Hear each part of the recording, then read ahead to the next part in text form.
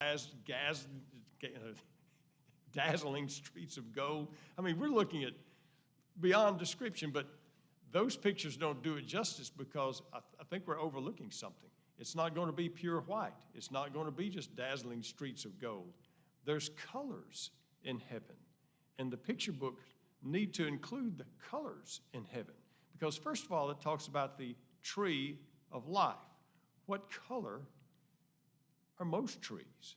Well, they're green, and it's a fabulous tree. I don't know how big the tree is. It talks like there's maybe a row of trees on either side of the river. But we realize this tree bears fruit every month.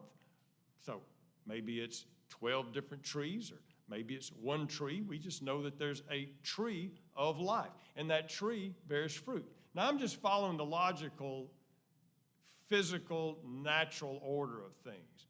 What happens before there's fruit? Well, there's blooms. And of course, I don't know what kind of fruit this is, but being that I only have my own natural experience to come by, I started looking up all the blooms of every fruit that I know of. Peaches and apples and cherries and limes and of course lemons and all. And I realized most fruit trees will bloom either a pink blossom or a white blossom.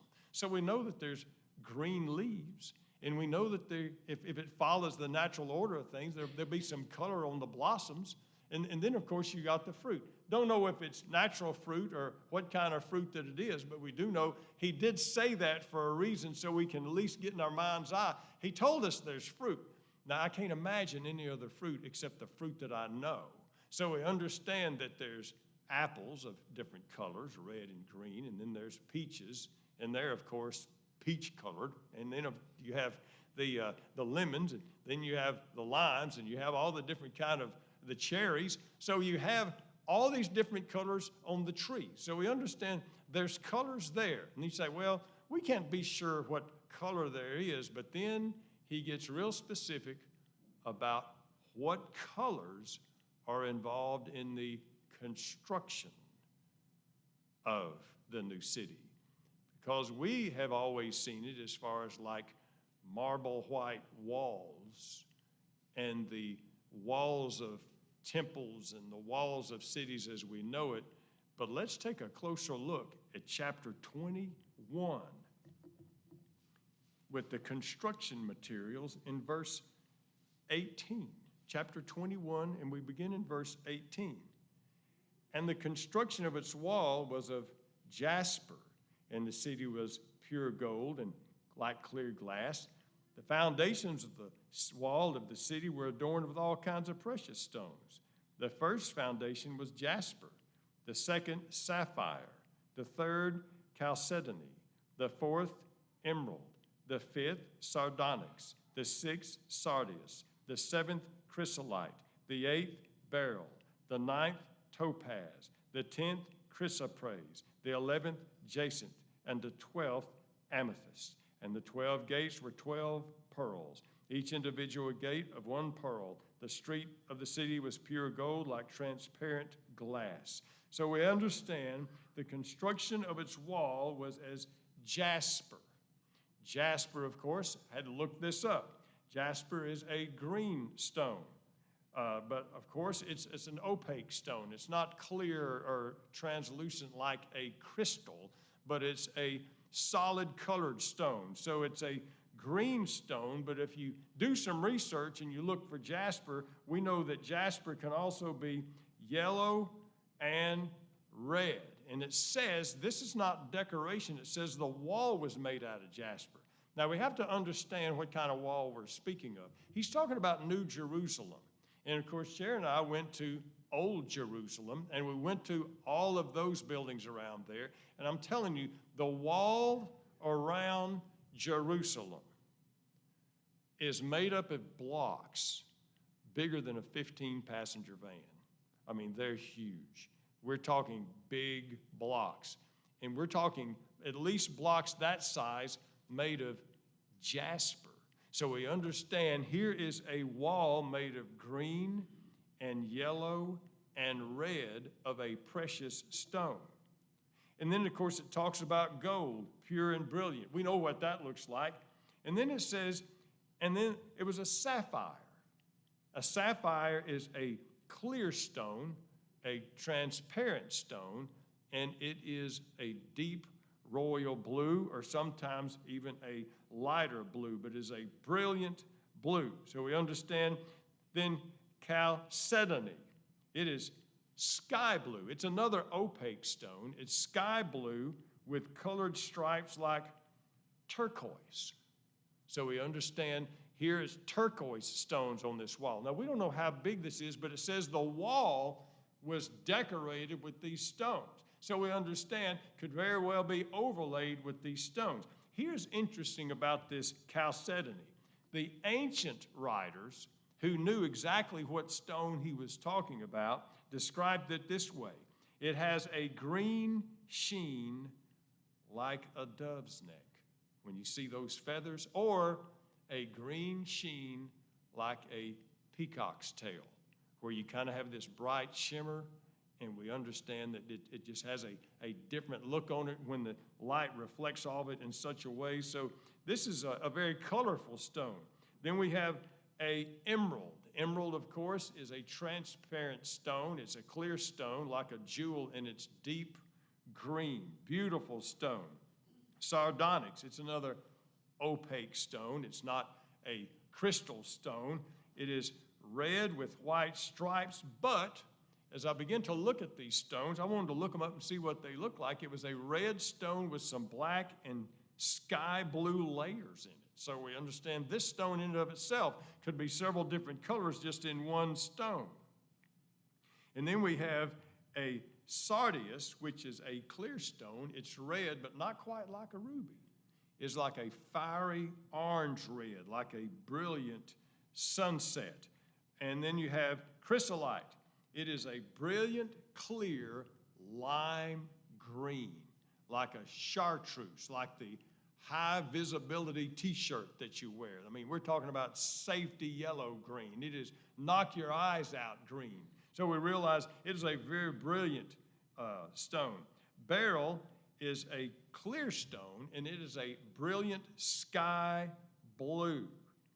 But it can also be an opaque orange stone, a bright orange stone, or green and red. So we're talking about several colors just in one stone. Topaz, several colors with topaz. Topaz is it's a clear stone like a jewel, and it is a gold color, but I've seen some teal colored topaz stones and even some bright pink topaz stones. So even there you have all these different colors. And then you have chrysoprase. This is green with gold flecks. It is an opaque stone, kind of like a green turquoise with shiny gold flecks in there. And then you have jacinth. Jacinth is a clear stone, deep red like a ruby, but fiery orange, and also they are deep purple. So we have all the colors that we're looking at. Amethyst is a clear, and it is a bright purple, a light colored. If then you have the amethyst birthstone, it is a very bright colored purple, but it can also be a very dark purple of all shades. Then you have the pearl. And then you have the pearl. So here you have all the colors you can think of. You have reds, greens, blue of all shades, greens of all shades, purple of all shades. You got orange. You got opaque stones, the stones that are solid. Then you have the clear stones that are like jewels that are cut on there. So you have all these different colored stones. So you have all these colors on the walls of heaven. So if we see the picture of heaven and it has the big marble white stones and just the streets of gold, that's not doing it justice, because we understand heaven is filled with all of these colors. And here's a key note to realize. The passage of scripture that we read in verse 5 of chapter 22, there shall be no night there. They need no lamp, no light of the sun. The Lord God gives them light. That's very important, obviously, because he mentions it again in chapter 21 before that, verse 23. He says, and the city had no need of the sun, nor of the moon to shine it. The glory of God illuminated it. The Lamb is its light. It's light like you've never seen. This is a key point to remember. You ever gone into a jewelry store and you see all the jewels in the case? What kind of lights do they have shining on those jewels? Bright lights. Why? Because those jewels really show off when you have bright lights. We saw the effect of the bright lights even here just over the summer. You know, the decorating crew put all these bright colors up here. Did you see all the bright colors with the decorations here? And these decorations look pretty good when all of these lights are on, but man, when you turn those spotlights on, the place just popped. I mean, the lighting was just a very important part of seeing all these colors. Well, when you're talking about the colors of New Jerusalem, the colors of heaven, and you have all these brilliant colors that looked really good when I saw them on the internet, and I had to look them up, and maybe that'd be just some homework for you to do and just see how pretty heaven is, to look at what these different colors are. But can you imagine when the light of the glory of God hits the walls of New Jerusalem? I mean, I cannot even, first of all, it's hard to imagine that kind of light. But those kind of stones, the best stones and the most beautiful stones that we can even imagine, and then the light of the glory of God hits those. No wonder he said, we can't even imagine all of this. Now, why would I take the time to study all of these different colors tonight? And this seems like kind of a random fact, just maybe a trivial fact. Well, there's an important thing here. When Jesus talked to his disciples, and we see this in John chapter 14, verse 1, they're in the upper room, and he said, let not your hearts be troubled. You believe in God, believe also in me. Then you know what he did? He started talking about heaven. In my Father's house are many mansions, and I'm going to prepare a place for you. So he said, don't let your hearts be troubled, and he starts telling them about heaven. Over in the book of 1 Thessalonians chapter 4, verse 18, he says, comfort one another with these words. What did he just talk about? He talked about heaven. Oh, he talks about the rapture. He talks about the resurrection. We will not precede those who are asleep, but they'll go up first, and then we'll be changed. We'll be caught up together with them in the clouds, and forever we'll be with the Lord. So he starts talking about heaven, and he says, and comfort each other, talking about heaven. Jesus said, let not your heart be troubled. And he talked about heaven. And then he gives us this description of all these stones. And how many times have we read over them and never even thought, I wonder what these stones look like? Well, now you know. And look through there. And maybe even do a search of your own. Look with your own eyes the colors that these stones can have. And then imagine when the glory of God hits those. This world gives us plenty to be down about and to drag us down. And Jesus said, don't let your heart be troubled. Let me tell you about heaven. Paul said, comfort each other with these words. Let's talk about heaven. Let's realize it is bad here, and this world is sick, and we go through some heartaches. But let's think about heaven. It's in store for us, and it is real, and it's going to be beautiful beyond any picture that we can imagine.